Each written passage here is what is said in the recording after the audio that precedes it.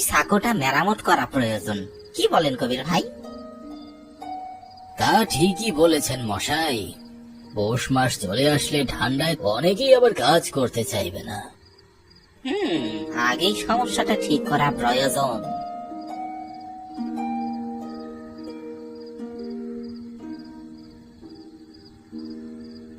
কোথায় গেছিলে বাবা? এই তো কাকু, মামার বাড়িতে গিয়েছিলাম, সেখান থেকে ফিরছি। তা কদিন না থেকে চলে আসলে যে? ওদিকে আবার বাড়িতে কিছু কাজ আছে, তাই তো চলে আসলাম। যাক, ভালোই হয়েছে। বেশি রাত হওয়ার আগেই গ্রামে পৌঁছে গেছো। সেবার যা হয়েছিল আমার সাথে ওই পোড়াকালীর জঙ্গলে, তারপর থেকে আর রাতে খুব বেশি দূরে আর কোথাও বেরোই না। আচ্ছা, কি হয়েছিল আমাদেরও বলেন, আমরাও কিছু শুনি আপনার থেকে। হ্যাঁ, দেখি আজ তোমার সেই ঘটনা শুনবো, বলো। তোমরা তো জানোই আমি রিকশায় করে বিভিন্ন জায়গায় মানুষকে নিয়ে যাই। তবে সেবার ডাক পড়লো গ্রামের মোরুল মশাইয়ের। কই হে বিজন, বাড়িতে আছো নাকি? আগে মোরুল মশাই বলুন। বলছি, কালকে কি কোনো দূরের যাত্রী আছে নাকি তোমার? না কর্তা, কালকে কোনো কাজ নেই, কালকে একদম খালি আছি। কেন, কোথাও যাবেন নাকি আপনি? তাহলে কালকে তুমি আমাকে একটু ওই বিশুপুরে পৌঁছে দিতে পারবে? ওখানে আমার মেয়ে শ্বশুর বাড়ি, নিয়ে যেতে পারবে? তা পারবো না কেন, অবশ্যই পারবো। আপনি তাহলে কাল গোছগাছ করে রাখেন, আমি সময় মতো বাসায় পৌঁছে যাব, কেমন? যাক বাপু, তুমি বাঁচালে ভাই। তুমি নিয়ে গেলে আমার আর কোনো দুশ্চিন্তাই থাকে না। কি যে বলেন কর্তা মশাই।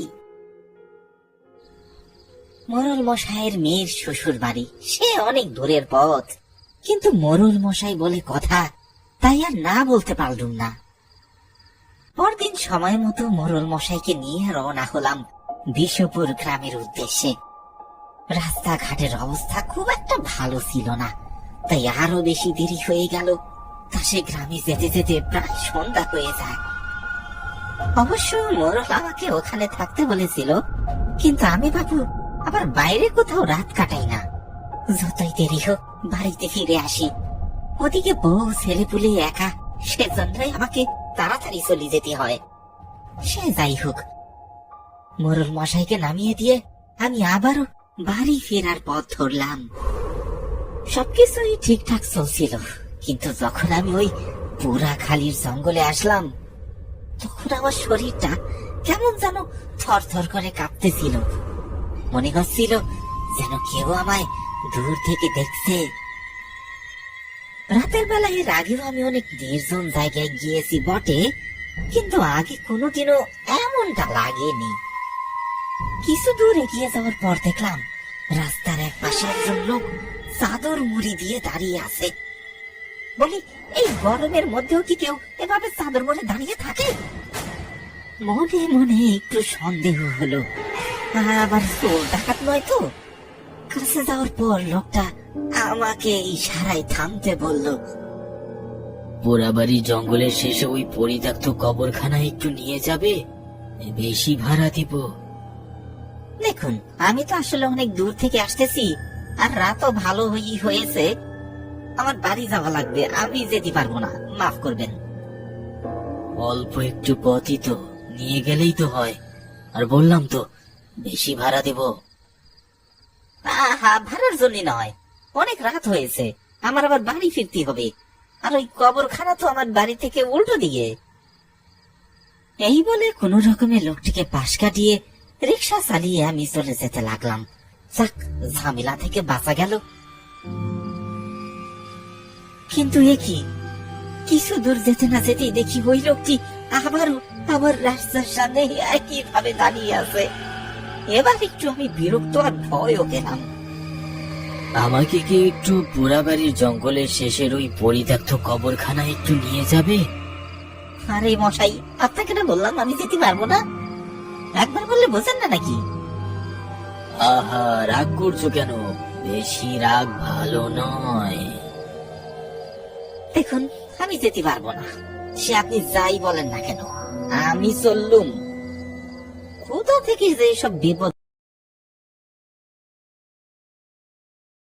জোটে বুঝি না, বারবার বললেও এদের কাজ হয় না।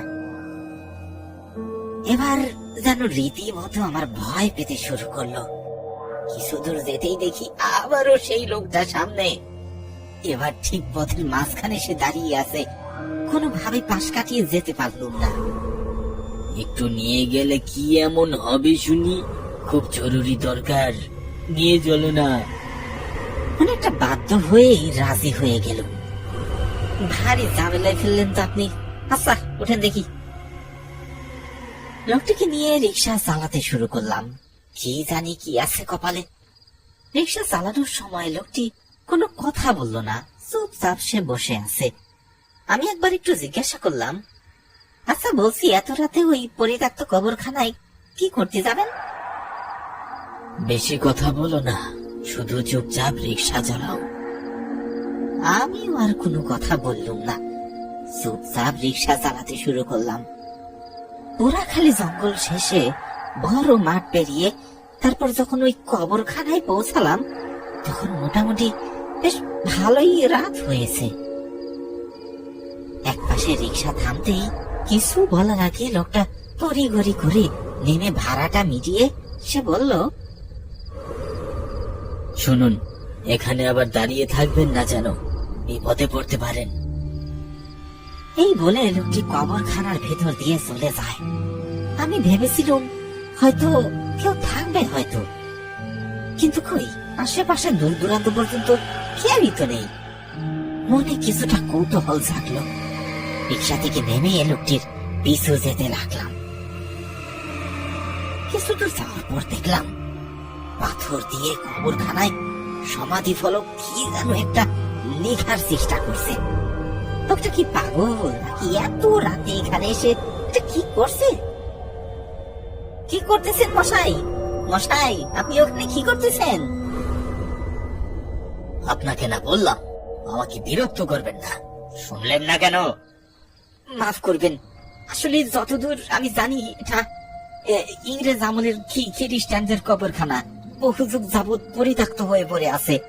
এখানে আর তো কেউ আসে না, কিন্তু আপনি এত রাতে ঠিক কি কারণে?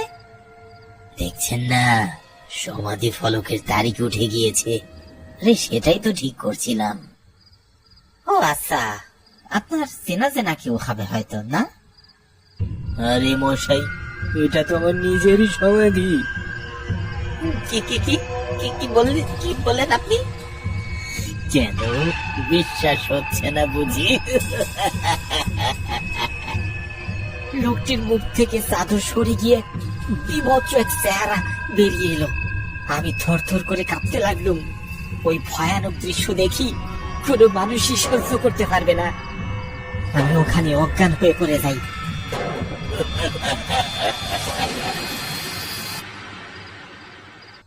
পরে দিনের বেলায় লোকজন আমাকে ওই কবরখানার পাশে অজ্ঞান অবস্থায় পায়। ভাগ্যিস সেদিন সে আমার কোনো ক্ষতি করেনি। গল্প শুনে আমরা সবাই রীতিমতো অবাক হয়ে গেলাম। আপনার গল্প শুনে আমার এখন ওই বাড়িতে যেতে ভয় লাগছে। কিছুদিন আগে আমার সাথেও তো একটা ভৌতিক ঘটনা ঘটেছিল। আচ্ছা বলুন তো শুনি। আচ্ছা আচ্ছা বলছি, শোনো তবে। পাশের গ্রামে গিয়েছিলাম, একটা কাজে গিয়েছিলাম, কিন্তু ফিরতে ফিরতে অনেক রাত হয়ে যায়। গ্রামের শেষের দিকে যে ওই বড় বাঁশঝাড় আছে না, ওই পথ ধরেই আমি আসতেছিলাম। আমরা সেই কত যুগ ধরে এই গ্রামে আছি, গোরস্থান বল, শ্মশান বল, যাই বল না কেন, কোনো কিছুতে বাবু আমি কখনো ভয় পাইনি। কিন্তু সেদিন কি যেন হয়েছিল, মনের ভিতরে কেমন একটা ভয় ভয় করছিল। ঠিক যখন ওই বাঁশবাগানের ভিতরে আসলাম, তখন আচমকা বাঁশঝাড়ের মধ্য দিয়ে ঝড়ো বাতাস বয়ে গেল। বাঁশঝাড়ের মধ্যে বাতাসের মরমর শব্দ তো আমরা প্রায়ই শুনে থাকি, কিন্তু এটা কোনো সাধারণ বাতাস ছিল না, অন্যরকম কিছু একটা ছিল। কিন্তু বাতাস আবার অন্যরকম কিভাবে হয়? কিছু কিছু পানি, বাতাস, আগুন আছে যেগুলো গায়ে লাগলে শরীর যেন কেমন শিরশির করে ওঠে, স্বাভাবিক থেকে একদম আলাদা অনুভূতি হয়। ও কথা ঠিক বলে বোঝানো যাবে না। আচ্ছা যাই হোক, আমি তাহলে ঘটনায় আসি কেমন। মনের ভয়টা যখনই একটু কমে আসছিল তখনই দেখি আগুনের গোলার মতো কিছু একটা বাঁশঝাড়ের মধ্য দিয়ে যাচ্ছে। প্রথমে ভাবলাম হয়তো কেউ মশাল বা অন্য কিছু জ্বালিয়েছে, কিন্তু সে আগুনের গোলা চারিদিকে এত জোরে ছোটাছুটি করছে আর মাঝে মাঝে এত উপরে উঠে যাচ্ছে, যা কোনো সাধারণ ঘটনা হতেই পারে না। আমি বুঝতে পারলাম যে আমি কোনো বড় বিপদে পড়তে চলেছি। কি করব ঠিক বুঝতে পারছিলাম না।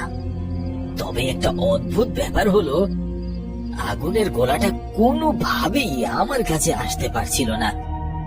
হঠাৎ মনে পড়লো আমার পকেটে দেশলাইয়ের বক্সে একটা লোহা আর একটা কোয়া রসুন সব সময়ই থাকে।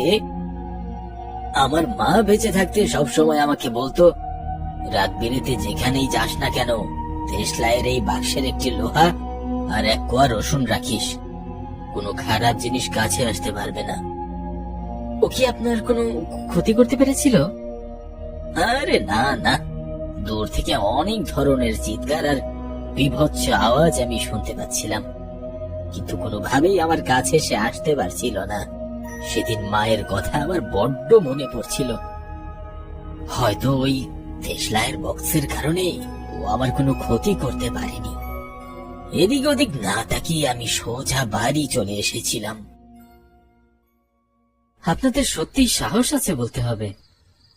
তা বাবা, তোমার কি এমন কোনো অলৌকিক কিছু ঘটনা আছে? হ্যাঁ আছে তো, আমিও একবার এমন ভৌতিক অভিজ্ঞতার সম্মুখীন হয়েছিলাম। তাহলে তো বাবা তোমার গল্পটা শুনতেই হচ্ছে। হ্যাঁ হ্যাঁ বলো দেখি, শুরু করো। সেবারে কলেজের বিদায় অনুষ্ঠানে অনেক কিছুর দায়িত্বে ছিলাম আমি।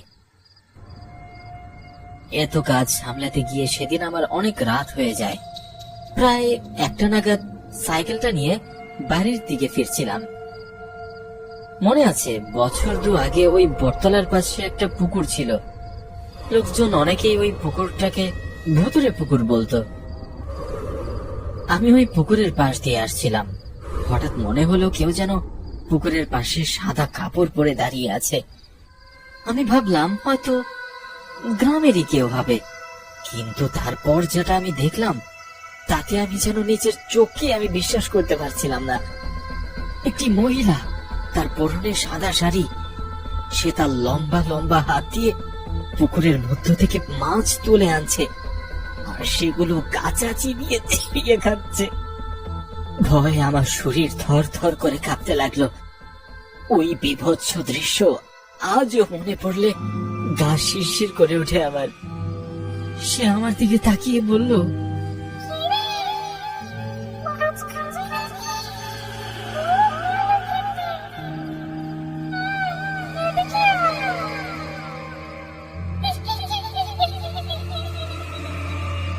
আমাকে ওই কথা বলেই সে পুকুরের ভিতর ঝাঁপ দিল। আমি ওখান থেকে দ্রুত সাইকেল চালিয়ে পালিয়ে আসি। ওই পুকুরের আগে থেকেই বদনাম ছিল। অনেকেই নাকি ওখানে অদ্ভুত সব জিনিসপত্র দেখতে পেয়েছিল, আর সেজন্যই ওই পুকুরটা মাটি ভরাট করে বন্ধ করে দেওয়া হয়েছিল। বহুদিন পর আজকে আপনাদের সাথে অনেক গল্প হলো। আপনাদের সাথে বেশ ভালোই সময় কাটলো আমার। আবারও কোনো একদিন এমন গল্প হবে কেমন? ঠিক আছে বাবা, কাল তাহলে আবার দেখা হবে। এখন তবে উঠি। হ্যাঁ হ্যাঁ, এদিকে ভালোই রাত হয়েছে, বাড়ি ফিরে যাই তাহলে।